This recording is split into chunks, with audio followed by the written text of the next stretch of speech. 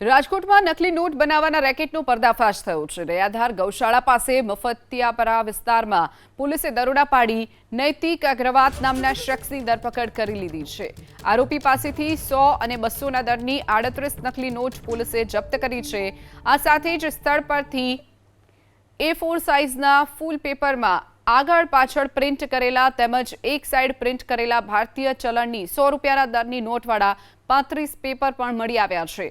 આ ઉપરાંત ફૂટપટ્ટી, cutter, printer અને મોબાઈલ સહિત 23,000થી વધુનો મુદ્દામાલ જપ્ત કરવામાં આવ્યો છે। આ શખ્સ કેટલા સમયથી ભારતીય બનાવટની નકલી ચલણી નોટ છાપકામ કરતો હતો અને કેટલી ચલણી નોટ બજારમાં અને કઈ જગ્યા પર મોકલી છે તેને લઈને પોલીસે તપાસ હાથ ધરી છે। અન્ય કયા શખ્સો તેમાં સંડોવાયેલા છે કે નહીં તેને લઈને પણ તપાસનો ધમધમાટ શરૂ કરવામાં આવ્યો છે।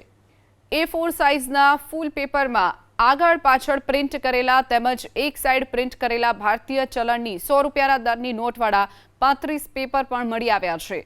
આ ઉપરાંત ફૂટપટ્ટી, કટર, પ્રિન્ટર અને મોબાઈલ સહિત 23,000થી વધુનો મુદ્દામાલ જપ્ત કરવામાં આવ્યો છે।